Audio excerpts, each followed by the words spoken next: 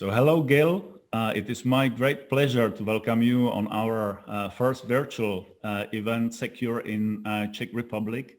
Actually, it would have been my pleasure to have you here in person, but unfortunately the global situation completely changed our plans. So welcome again, not to the physical event which we originally planned, but to the virtual Secure. I have today a couple of questions for you. So if you don't mind, we just go on. It's great being with you. I wish again it was more physical, but what we've learned in the last few months about the virtual world, that we can actually meet more people in the virtual world than in the physical world. So I'm just, I know that you're going through a lockdown right now, and actually entire Europe is going now through a second phase of the corona. So I wish first, before we talk about technology and business and so on, I want to wish everybody a lot of help, and that we go through this stage, which is very difficult for everyone, in the best possible way. I know it's not easy. We just went in Israel we're starting to open up the second lockdown, so we clearly understand what it's like. Okay. Maybe I'll switch to a more, we are still a sunny country, so I'll switch to our view when we walk out. Much better, much better. But you see that this is during the lockdown. You see the beach is completely empty. Yeah. I can get it. So indeed, the situation in past 6 months completely changed the way how we all live and how companies are operating. So I would be curious, how has it been for you personally and for Checkpoint as a company during this period?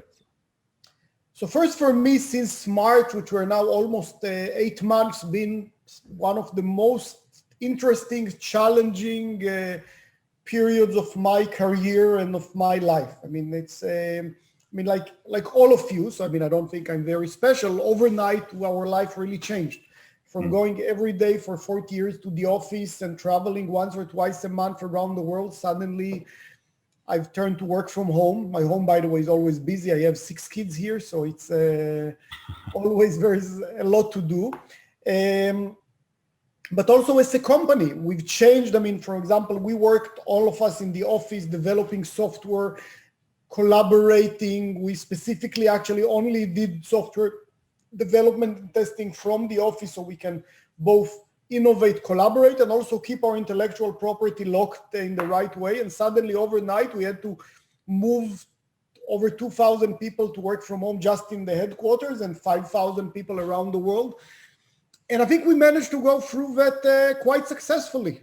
Over the last 6-7 months, we launched our entire appliance line, the Quantum appliances, which are amazing, a new product line. We've launched the new CloudGuard product family. We launched a new family of product, the Infinity SOC, for managing security operations center.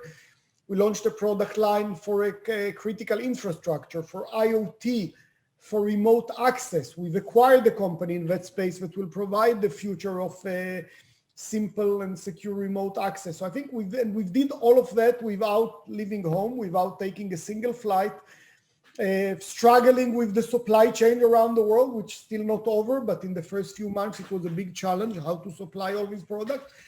And we managed to do all of that, I think almost the impossible. So I'm very, very proud, and I'm very thankful to our employees and everyone that did that, but also learned a lot about our capabilities as human beings, how we can adapt, how we can change, how our people and our partners, and even you, our customers, are so committed to the goal and can work on environment that we've never imagined before. So for me, it was a huge experience, in a life-changing experience that really changed a lot of my opinions and assumptions about how to operate, how to run a business, and even what's important in life.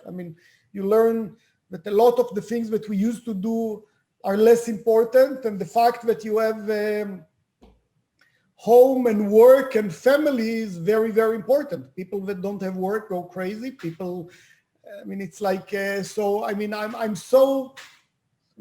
for me, it was a real changing experience. And I'm glad that so far we are passing through that successfully. It's definitely amazing to see how many things happened during this problematic period of time. It was a lot about changing the way how we are working, applying lots of new measures. I suppose the same for many companies globally. Since we are primarily, or not primarily, we are working in the cybersecurity area. What would be your comment or thoughts about how this environment is changing? So how cybersecurity landscape is changing, especially during this period of time? So I think what we saw in the cyber landscape is many changes. Few are the new malware and increased level of attacks that are based on the COVID-19, the corona situation. For example, early on, we've seen a lot of application, a lot of websites, mobile application that were trying to provide health data, because that's what people really cared about in the first few months when we knew nothing about corona. And it turns out that many of them were fake and were malicious. Then it turns out when governments provided the financial supports and websites started to do more e-commerce, imitating websites like that and trying to steal information or to infect computers with malware from that site. So we've really seen on a country by country level the malicious activity being tuned to the changing environment. So that's one element that I think we're fighting, and we're fighting quite successfully, and we have to be careful because it's not over.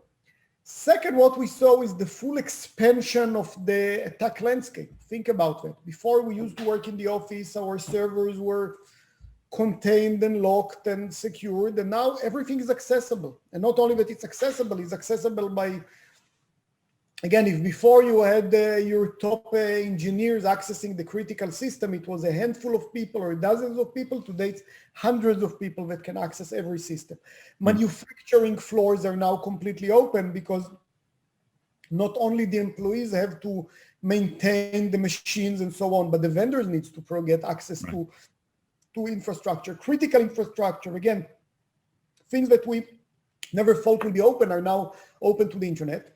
And not only that, it's open to access from unsecure computers, not only the corporate computers that used to be secure, but from home computers we've shared with our kids, we share with our spouses at home. So this is really scary. And by the way, all the tests that we are doing are showing that this is a huge risk. Like not only that the attack surface is expanded, but up to half of the computers at home lack basic security capabilities, not just the sophisticated security capabilities that we installed at every company, but basic capabilities, basic antivirus.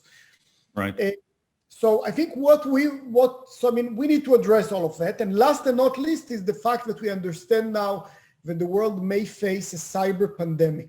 And if we learned a lot about the biological pandemic and how devastating it is, we know that the cyber pandemic can move much faster, can attack more entities, more computers in a faster way. In the biological pandemic, we measure the amount of one patient can attack, and it goes from less than 1 to more than 2, and that's considered high. In the cyber pandemic, it can be hundreds, and the average can be 30.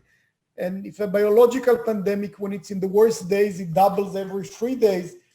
In a cyber pandemic, we don't measure it in days, we measure it in seconds. So we need the tool to defend ourselves, and these are different tools from a cyber pandemic in the future, and be ready for the next generation of attacks.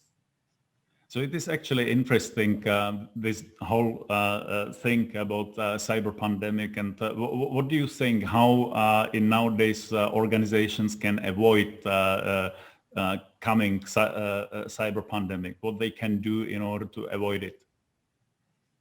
I think companies have to be ready for the next generation. And the next generation, the fact that we opened up connectivity, I look at it as good.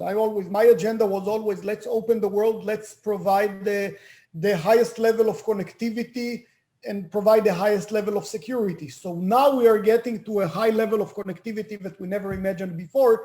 Let's be there with the security as well. What that means is putting attention to first, real-time prevention. Second is consolidation. We can't just now, get another 20 vendors to secure the remote access and secure the cloud workload and serverless and secure a new IoT device, we need to provide one platform, not just because it's simpler and more economical. That's good reasons, but not enough, because it's more secure. Because when we get all the components to work together, when we get real-time shared intelligence that's automatically translated into prevention to work on your mobile, on your endpoint, on your network, and on your cloud all at the same time, then you can be effective. Not if you know that the new threat now, let's go update 12 systems. So that's what we need to have, and I think companies really need to invest now in securing what we've opened up and securing the next generation. And I think it's doable. I think we're investing a lot with Infinity and the new version. We just launched R81, which have a lot of these capabilities, what we call Infinity threat prevention and the autopilot threat prevention with AI, with real-time capabilities. So we are making that happen with many other systems, by the way, too. I mean, I don't want to go into all the technical systems that we have, but we have it embedded to everything we do, and we're also building systems for nationwide or large-scale security to combat that cyber pandemic, and suddenly we see a much higher level of interest in those systems. We need to make sure that we are there and that we are providing the future infrastructure for cyber. Mm-hmm. You are talking to lots of top-level executives in the world. So what would be definitely interesting for us is if you could share with us some kind of observations from those meetings. What would be the top IT security concerns which are outcome of those meetings, and how potentially it is mapped to what you just said and recommended?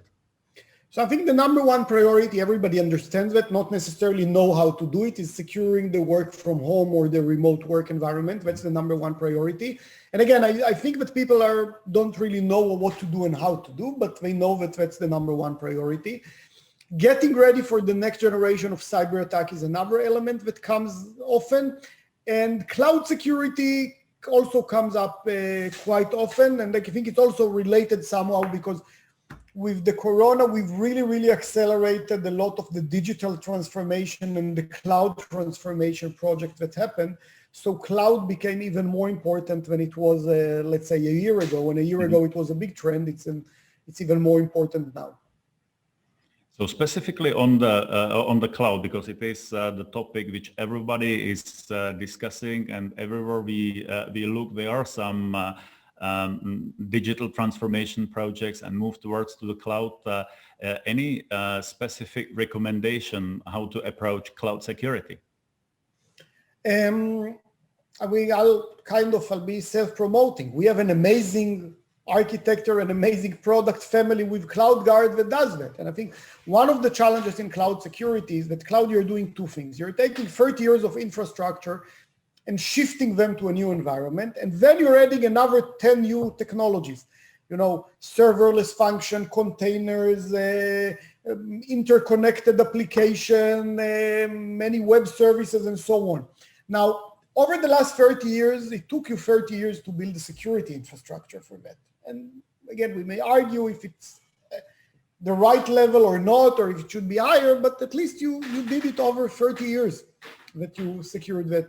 Your servers, your endpoints, your application, and so on. Suddenly you have to do it almost, I wouldn't say overnight, but over a very short period of time.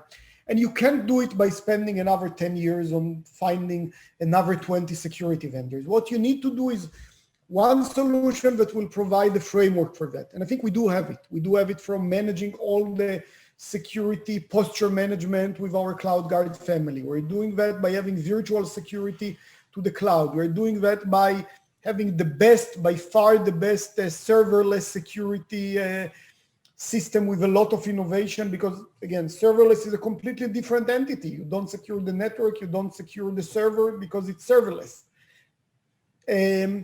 We're doing it to other many types of workload. We're doing it to our web servers. So I think the fact that you can take one family and apply it and get a whole new level of security will be very, very important. And again, I'll mention what I've said before. It's not just because you consolidate, it is because with that consolidation, you get real-time prevention on all attack vectors. So when there's a new attack, you don't need to patch and learn and take a few weeks to learn how to apply the same fix for 20 different attack vectors. It's all there in real time. So I think I wouldn't underestimate cloud security. Let's put it that way. It's very, very important. People assume that because you're using a public cloud, maybe somebody does a good job securing that public cloud. The reality is that the cloud vendors that are very good partners of ours are doing very good job securing the cloud infrastructure. They are leaving the server and the application to you. That's your job.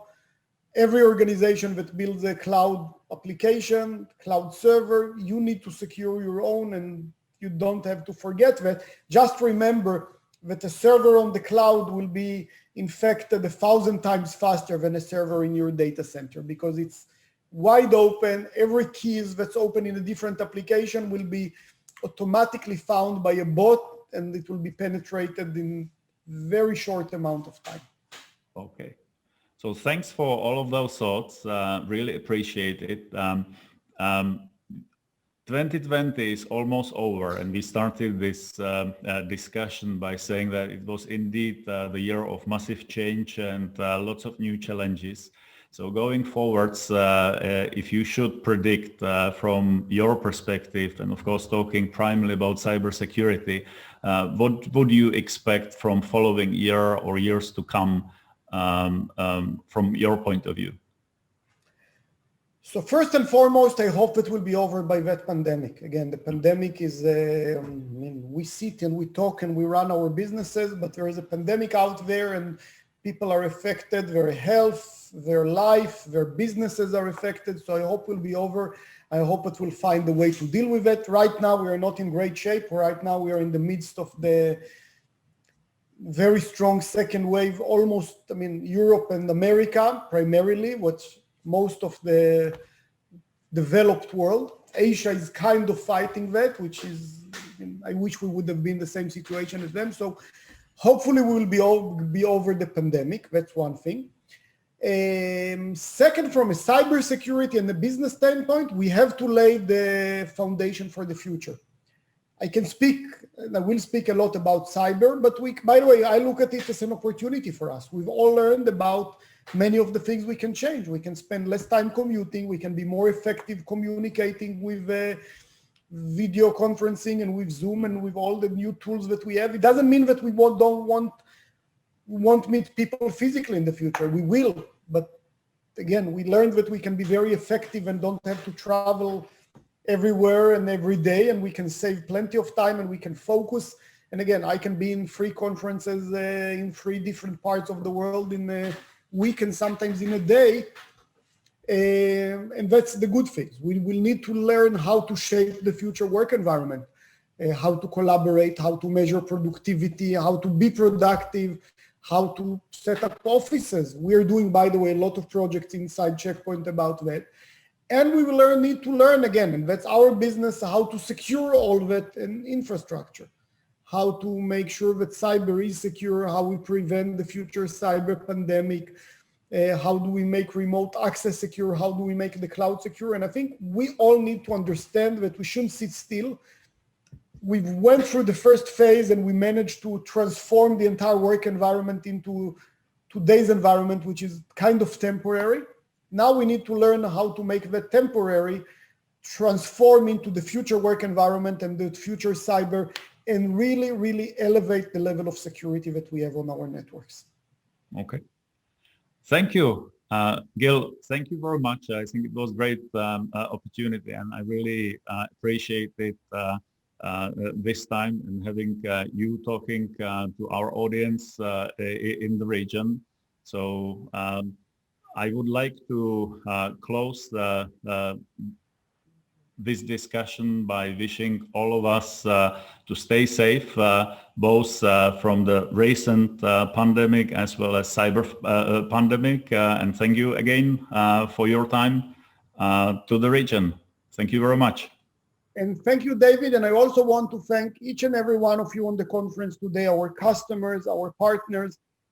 I think during that pandemic, we learned how important the internet is and how important our industry is, because that's the lifeline that kept the world running.